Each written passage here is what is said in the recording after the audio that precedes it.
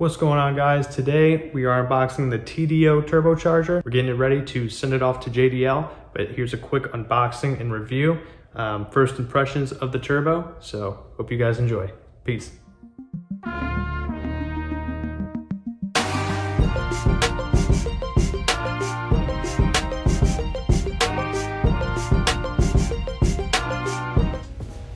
And here is the turbo. This is a GTX2867R by TBO. It features a 50mm inducer, a 67mm exducer, and it is just a basic T25 flange. We will be using the JDL turbo manifold, and I actually have to remove the hot side of this turbo so I can send it to them. So without further ado, we're gonna take our trusty no-cut scissors here and slice in for a little first impressions. Hopefully my unboxing skills will become better the more we do this. Okay. Before we completely open this up and take everything out, one thing I'd like to say about eBay turbos is I always see that it's the engine failing, right? You had Mighty Car Mods, they use that $169 eBay turbo. You have Evan Shanks, I believe is his name.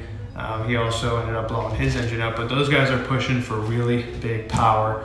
Their goal here with the BRZ is only about 300 wheel, if that, at the moment. So I think this right here will be a good option.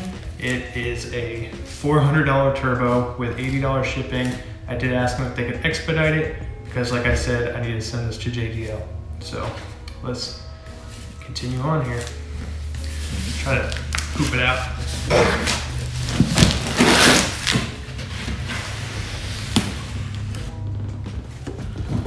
Look at that, upside down. Should have figured. Packaging looks a little bit damaged, not terrible. Not terrible. The boxing looks pretty good. I mean, yeah, we're pretty beat up on both sides, but as in terms of professionalism, it seems to check all the spots. Here we have the turbo, the GTX2867R, 50mm inducer, 67 exducer, 7651. Get some more information here. Look at that.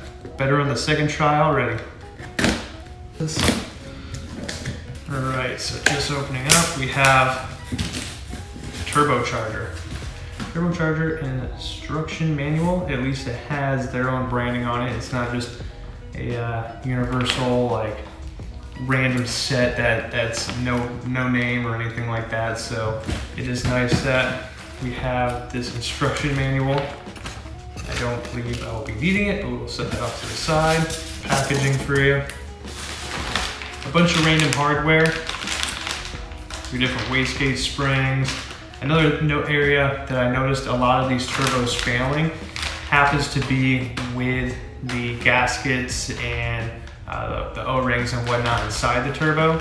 So to help make up for that, I ended up going out and picking up this Mamba oil line kit. And it came with a couple other flanges, and I have a different oil drain that I'll be using, which is right here. And here is our turbo. You can see the rest of the inside of this box is not looking too hot. Slide that off. When you're doing your initial impressions, you're looking at something new. You're always gonna be like, oh wow, look at this and look at that.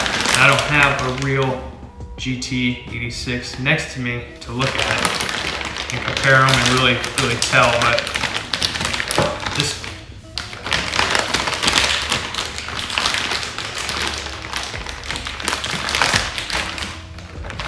okay. So already off the bat, I can tell you this isn't the same one that I saw pictured. I'll explain that in a minute. But right here, not looking terrible. We have a little bit of branding there. GTX2867. Got our internal wastegate right here. Cast looks all right. Spin this around a little bit. Not sure if that's picking it up. Check out our flange. Pop this little boy open right here. Spin that boy around. It's an 11 blade compressor. Our lines and whatnot are looking pretty good right now. Now, this isn't the turbo I pictured because the photos happen to show they didn't have the tap there for the vacuum. So I thought I was gonna have to do that. It's nice that we won't have to. I'm actually gonna grab my caliper tool and we're gonna measure this. Okay, we got our little Home Depot Husky digital caliper here. Yep, right on the money. 67.3 millimeters. I might be able to get that a little bit more accurate. Yep, 67 millimeters. Let's check out, see if I can get a measurement in there on that inducer. 50 millimeters, right on the money. So my goal with this turbo is to run it at its lowest workload, right? So this turbo is apparently rated for 500 horsepower. I plan on running about 300, which is a low end spectrum of this. So I figured that even if this is just a junky turbo, it should last at its lowest workload. An area I noticed where these turbos are failing a lot is in the actual compressor. So what I would do is retain this this exducer here, this inducer, and actually just change out the internals and see how that actually holds up. But for right now, initial impressions, I am impressed with it.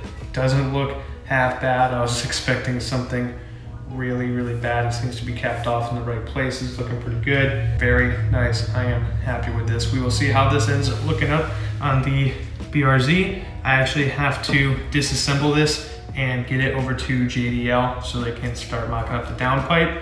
And the sooner I do that, the sooner we are one step closer to the BRZ being turboed. I appreciate you guys watching this today. If you had any kind of questions or wanted some more close-ups or anything like that, or a follow-up of the TBO GTX2867R, let me know. Drop a like, comment, subscribe. Appreciate it, guys.